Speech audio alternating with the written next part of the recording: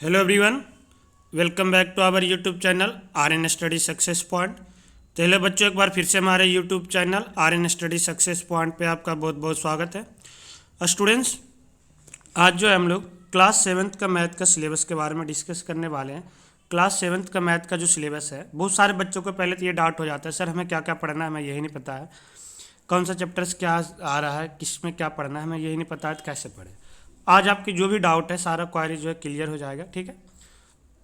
उसके बाद आप लोग सिर्फ पढ़ाई पे ध्यान देना। उसके बाद हम साथ साथ ऑलरेडी सारे चैप्टर्स भी करा रखे हैं। जैसे जैसे हम चैप्टर सारा कराते जाएंगे, आपको जो है हम लिंक प्रोवाइड कराते जाएंगे, ठीक है। डिस्क्रिप्शन में आप लोग वहाँ से जाके डिटेल में पढ़ भी सकते हैं। ओके स्टूडेंट्स, और अच्छा लगे तो लास्ट में अपने दोस्तों में ग्रुप्स में ज़्यादा से ज़्यादा शेयर करें ताकि ज़्यादा स्टूडेंट्स को बेनिफिट मिल सके इसका, ठीक है। तो ना हम स्टार्ट करते पहले चैप्टर्स की क्या क्या है।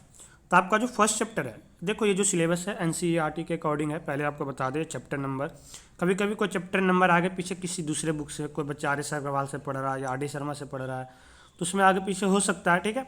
बट ये जो चैप्टर नंबर है ये एनसीईआरटी के बेस पे, ठीक है। तो जो चैप्टर 1 जो है स्टूडेंट्स, वो आपको इंटीजर्स के बारे में पढ़ना है। चैप्टर 1 जो है इंटीजर्स के बारे में पढ़ना है। तो अगर जो हम इंटीजर्स की बात करें तो आप लोग ऑलरेडी 6 चैप्टर में पढ़ रखे हैं, क्लास सिक्स में आप लोग ऑलरेडी इंटीजर्स के बारे में पढ़ रखे हैं। तो यहाँ भी वही पढ़ना है, ठीक है। ज़्यादा आपको कुछ है नहीं, बहुत ही आसान सा चैप्टर है। और ये लगभग 2 से 3 आवर्स की बात करें तो मतलब 1 वीक की क्लास में आपकी ये पूरी हो जाएगी, ठीक है। 1 वीक की क्लास में आपकी ये क्या हो जाएगा, पूरा हो जाएगा, ठीक है स्टूडेंट्स। उसके बाद देखो डिटेल में भी हम यहाँ पे लिख रखे हैं कि चैप्टर 1 में अगर जो हम बात करें कि आपको क्या क्या चीज़ पढ़ना है, तो यहाँ से देखो हम डिटेल, यहाँ पे नीचे हम डिटेल में सिलेबस लिख रखे हैं, ठीक है। तो चैप्टर 1 इंटीजर्स में जो है क्या क्या पढ़ना है, तो सबसे पहले हम लोग closure properties of addition, subtraction, commutative properties क्या होता है, commutative properties, associative property, additive inverse, ठीक है। इस सब के बारे में डिटेल में पढ़ना है, ठीक है।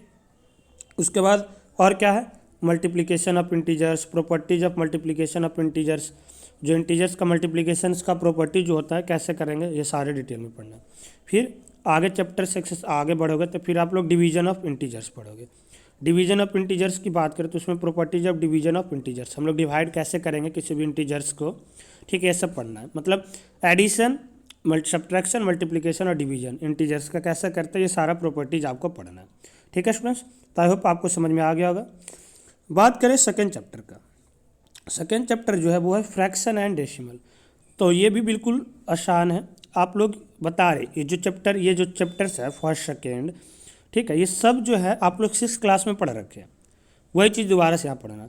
अब 6 में क्या था कि आप लोग फ्रैक्शन अलग चैप्टर पढ़े थे और डेसिमल अलग पढ़े थे, यहाँ पे दोनों कंबाइंड है। फ्रैक्शन एंड डेसिमल्स जो चैप्टर है ये दोनों क्या है, आपस में कंबाइंड है, और दोनों दे दिया चैप्टर 2 में। थोड़ा एक्सरसाइज की बात करें तो यहाँ पे आपका ज़्यादा हो जाएगा, जैसे 3-4 एक्सरसाइज आपका फ्रैक्शन से होगा, फिर इसी में आगे 3-4 एक्सरसाइज डेसिमल से होगा।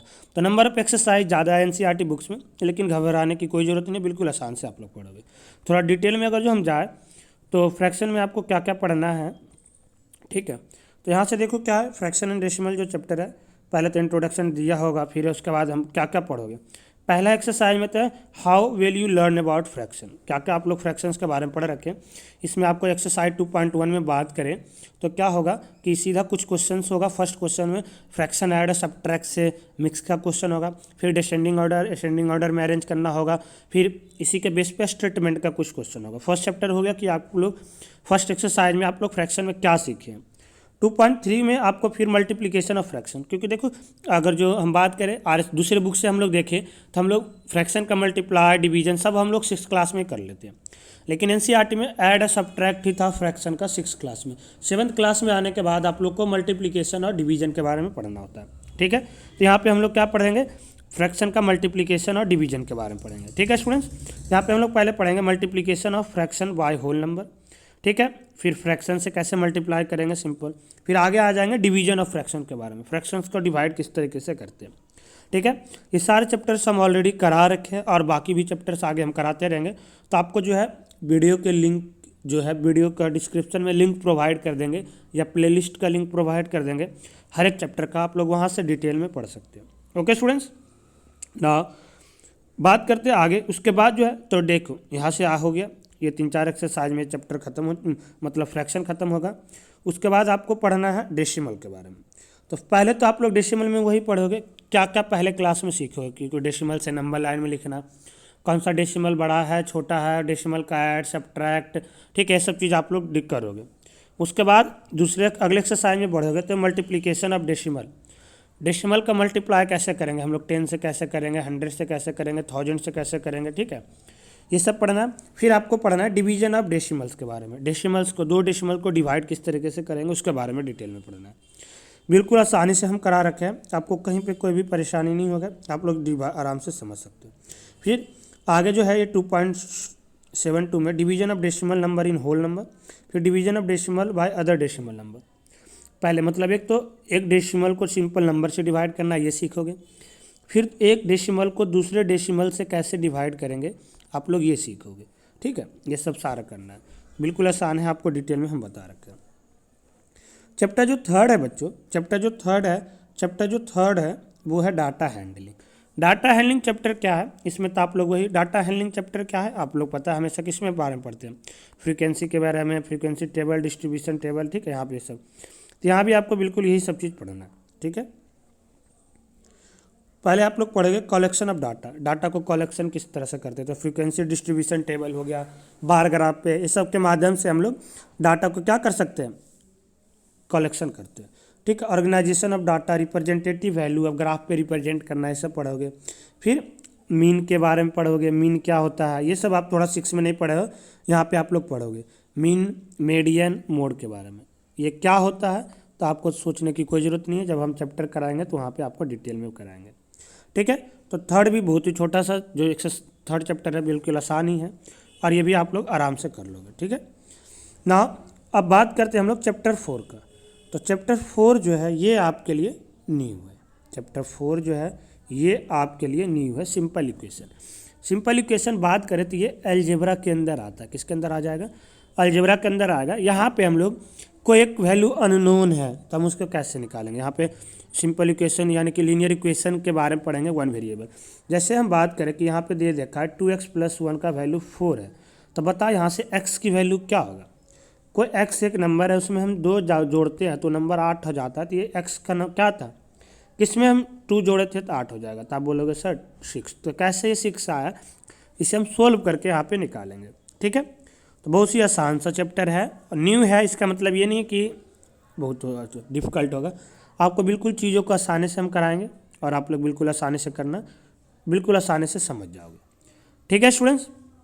तो आई होप कि बता दें चैप्टर 4 ये अलजेब्रा का था, ये भी समझ में आ गया होगा। इसमें देखो और डिटेल में हम जाने की, देखो हम डिटेल में हम नीचे लिख रखे हैं, ठीक है, कि क्या क्या आपको पढ़ना है, बाकी है बिल्कुल आसान सा चैप्टर, ठीक है। यहाँ पे आपको और जो आपकी जो बात करें 6 में तो ये तो बिल्कुल ईजी है, एक आप माध्यम से बिल्कुल जो 7th में जाओगे ना थोड़ा, तब आपको वैल्यू निकालना आएगा, 6 में तो वैल्यू निकालना आएगा भी नहीं, सिंपल क्वेश्चन, सिंपल इक्वेशन बनाएंगे कैसे, ये कैसे करेंगे, सारे चीज़ पढ़ना है, ठीक है। बाकी कोई अदर बुक है तो उसमें सोल्व करना आ भी जाता है, जैसे आर एस अग्रवाल से आप सोल्व कर रहे हैं, आर डी शर्मा से सोल्व कर रहे हैं, तो सब में सोल्व करना, इक्वेशन की वैल्यू निकालना, एक्स की वैल्यू आ जाता है, ठीक है। नेक्स्ट चैप्टर्स की बात करें हम लोग, नेक्स्ट चैप्टर्स की बात करें तो लाइन्स एंड एंगल्स, क्या था, लाइन्स एंड एंगल्स। यहाँ से देखोगे जो हम बात करें तो ये आपका ज्योमेट्री स्टार्ट हो जाता है, क्या है, ज्योमेट्री, और ये जो है बिल्कुल ध्यान से करना। अगर जो ये जितना आसानी से आप लोग 7th में पढ़ोगे, ये चैप्टर हम पहले बता रहे हैं, जो आपकी 7th की मैथ की सिलेबस है ना, कुछ चैप्टर्स बिल्कुल ये एक तरह से बेस है, जितना आप लोग 7th में अच्छे से पढ़ोगे उतना ही आपका 9th पढ़ने में बिल्कुल ईजी होगा, ये आपको दिमाग में नोट कर लेना। खास करके ज्योमेट्री, अगर जो 9th की बात करें ना तो ज्योमेट्री 27 नंबर का आता है 9th क्लास में, 27 मार्क्स का आता है। यहाँ भी आपका कुछ चैप्टर ज़्यादा है ज्योमेट्री का, जैसे लाइन्स एंड एंगल हो गया, triangles and properties, congruence of triangles, practical geometry, यहाँ पे हम लोग कंस्ट्रक्शन यानी कि उसके बारे में, ठीक है। तो ये जो 4 चैप्टर है काफ़ी इंपॉर्टेंट है, आप लोग ध्यान से पढ़ना। हम एक करके चैप्टर्स के बारे में थोड़ा डिटेल में जाएंगे कि क्या क्या पढ़ना है। चैप्टर 6 जो है, सॉरी पहले चैप्टर 5 जो है लाइन्स एंड एंगल्स।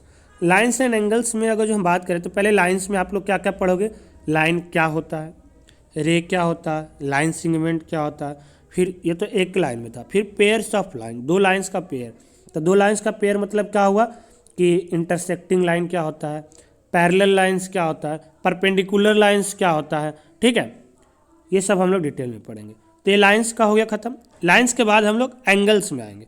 तो एंगल्स में आएंगे, एंगल्स मतलब एंगल्स को मेजर किस चीज़ में करते हैं स्टूडेंट्स, तो डिग्री में।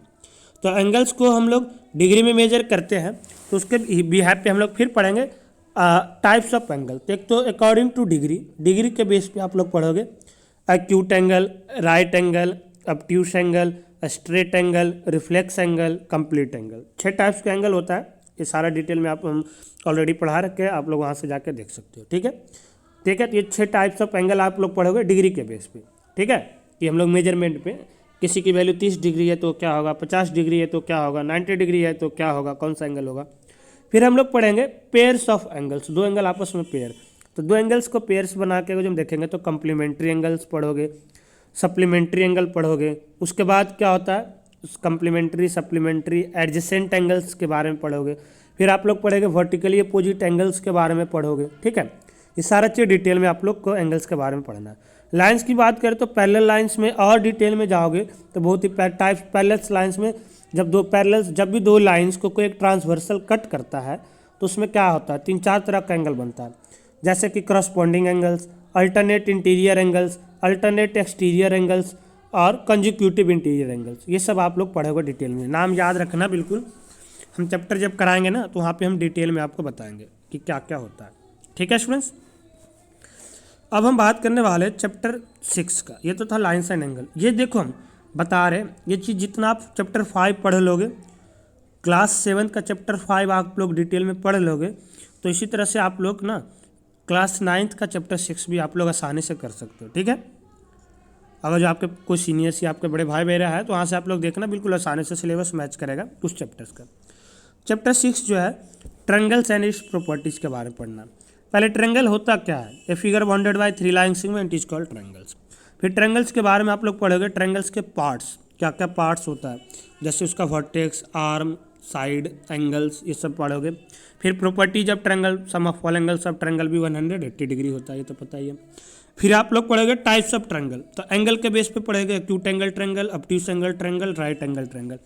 फिर साइड के बेस पे पढ़ोगे जिसके ऑल साइड इक्वल होता है इक्विलेटरल ट्रायंगल, जिसके 2 साइड इक्वल होता है आइसोसेलेस ट्रायंगल, जिसके सभी साइड अनइक्वल होता है एस्केलेंस ट्रायंगल, ठीक है। ये सब आपके डिटेल में आप लोग पढ़ोगे टाइप्स ऑफ ट्रायंगल्स के बारे में। फिर इसका प्रॉपर्टीज पढ़ोगे, एक्सटीरियर एंगल प्रॉपर्टीज, ट्रायंगल क्या होता है, इंटीरियर एंगल्स प्रॉपर्टीज क्या होता है, ठीक है। ये सब डिटेल में पढ़ना है। कॉन्ग्रुएंस ऑफ ट्रायंगल्स, ये बिल्कुल नया है आपके लिए, डिटेल में पढ़ाएंगे। जब 2 फिगर कैसे कॉन्ग्रुएंस होता है, कॉन्ग्रुएंस ऑफ ट्रायंगल, ये आपका समझ लो 9th क्लास का आप लोग ABC 7th क्लास में पढ़ोगे। कॉन्ग्रुएंस ऑफ ट्रायंगल्स यानी कि 9th क्लास में डिटेल में पढ़ना है। ये यहाँ पे आपको समझ में आ गया, 9th क्लास आप लोग बिल्कुल आसानी से कर लोगे, ठीक है। वहाँ पे पूरा डिटेल में इसके बेस पे क्वेश्चंस प्रैक्टिस करोगे 9th क्लास में जाके, यहाँ पे आप लोग डिटेल में। तो ये बता रहे ये जो कुछ चैप्टर्स है ना काफ़ी इंपॉर्टेंस है आपके लिए, ठीक है। तो आई होप कि 7 चैप्टर तक आपका क्लियर हो गया होगा कि क्या है, ठीक है। Chapter 8 comparing quantities. Comparing quantities की बात करें तो इसमें आप लोग पढ़ोगे क्या, कंपेयरिंग क्वांटिटीज़ की बात करें तो पहले तो आप लोग क्वांटिटी मतलब नंबर्स के बारे में तुलना कैसे करेंगे एक दूसरे से, तो रेशियो एंड प्रोपोर्शनल उसके बारे में पढ़ोगे। परसेंटेज हो गया उसके बारे में पढ़ोगे। फिर CP/SP, किसी चीज़ को इतने में खरीदे इतने में लॉस हो रहा है, प्रॉफिट हो रहा है या लॉस हो रहा है। देखो हम बात करें RS अग्रवाल का बुक में अलग अलग चैप्टर्स दिया हो इस पर कंपेयरिंग क्वांटिटी। परसेंटेज पे अलग होगा, रेशियो एंड प्रोपोर्शनल पे अलग होगा, प्रॉफिट एंड लॉस पे अलग होगा, SP CP प्रॉफिट परसेंट ये सब अलग होगा।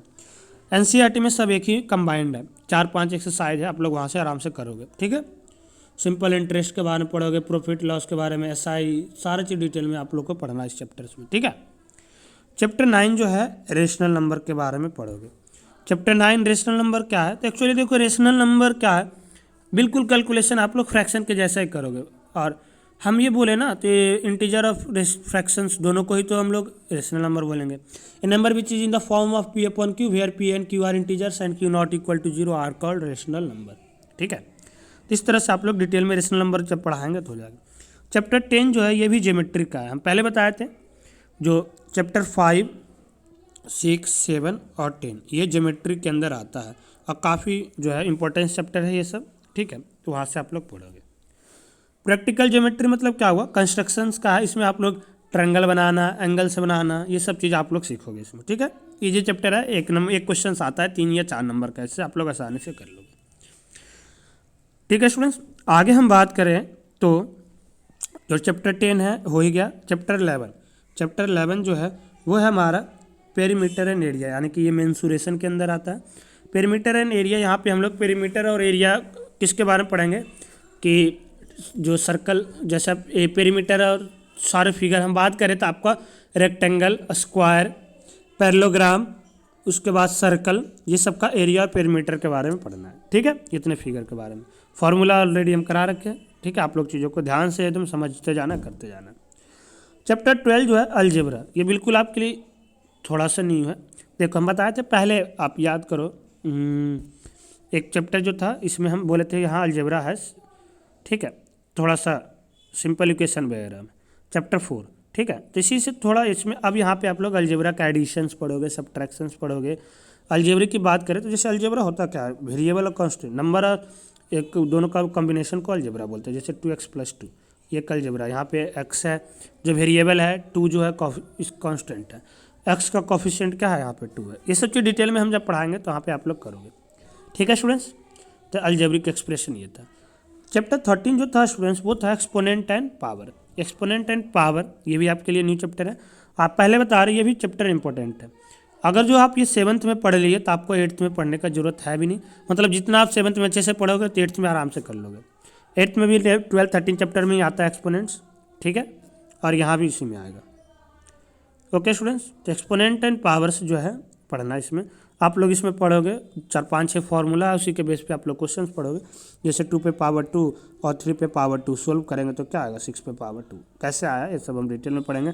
पावर सेम होता है तो बेस मल्टीप्लाई हो जाता है।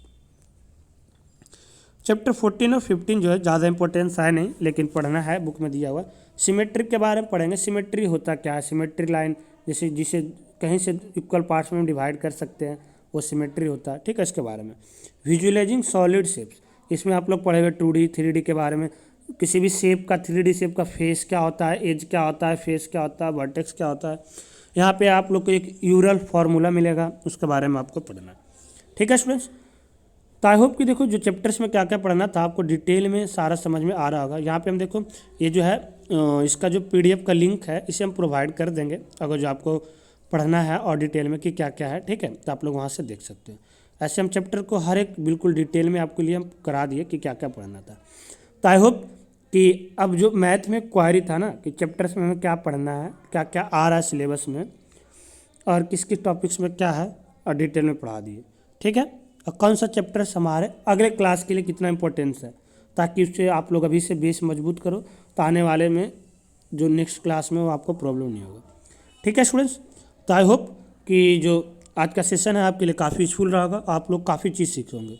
तो अगर जो अच्छा लगा तो अपने दोस्तों में, ग्रुप्स में ज़्यादा से ज़्यादा वीडियो को शेयर करें ताकि ज़्यादा स्टूडेंट्स इसका बेनिफिट ले सकें। So thank you for watching, see next time. जब तक आप लोग घर पे सेफ रहिए और सुरक्षित रहिए। Thank you so much.